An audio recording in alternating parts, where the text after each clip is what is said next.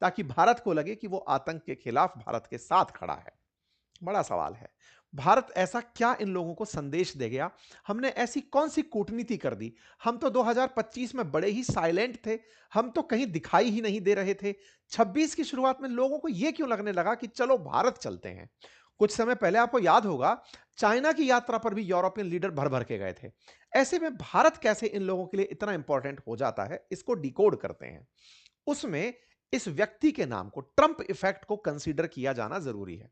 अक्सर मैं एक बहुत जगह जहां पे भी चर्चा में होता हूं, एक लाइन मेंशन करता हूं कि दुनिया ने जो बहुत सारे ग्लोबल इफेक्ट्स देखे हैं, चाहे रशिया यूक्रेन का युद्ध हो, चाहे कोरोना वॉर हो, उनसे भी बड़ा और डेडली इफेक्ट दुनिया के लिए ट्रंप इफेक्ट है। अब आप इसे बीमारी माने, इसे युद्ध माने, इसे दुनिया के लिए संकट माने, जो भी माने, ट्रंप इफेक्ट अपने आप में ऐसा है कि जब तक ट्रंप का कार्यकाल है, आप सर्टेनिटी में नहीं जी सकते। ये हर दिन कुछ ना कुछ करने की इच्छा रखते हैं। ऐसे में भारत ने अमेरिका के प्रेजेंस में दो लोगों को एक अपने ऊपर विश्वास करने वाली व्यवस्था कैसे दे दी, इसको समझते हैं।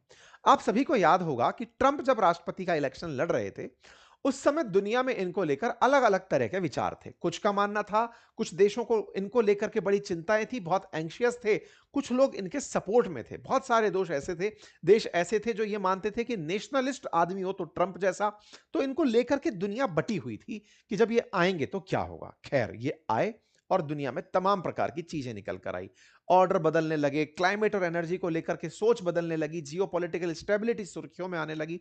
ट्रंप जब अक्सर कहा करते थे चुनाव में कि मैं 60% तक चाइना पर टैरिफ लगाऊंगा, तो लोगों को लगा था कि ये मैक्सिको, कनाडा, चाइना पर टैरिफ लगाएंगे, उसके अलावा ये कुछ नहीं करेंगे। और इन्होंने किया भी।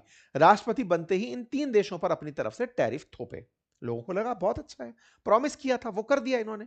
लेकिन इन महानुभव ने दुनिया के सारे देशों को एक ही लाठी से हाँकना शुरू किया।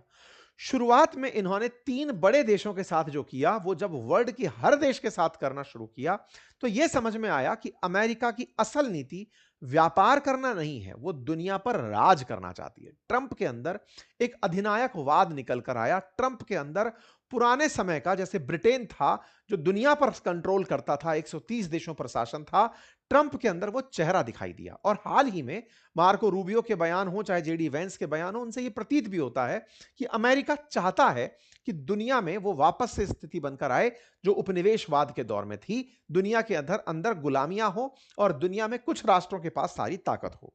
इन्होंने अपनी शक्ति का भरपूर दोहन किया और उस भरपूर दोहन में इन्होंने भारत के प्रधानमंत्री की लोकप्रियता को चैलेंज करके अपने नाम को चमकाया। आप सभी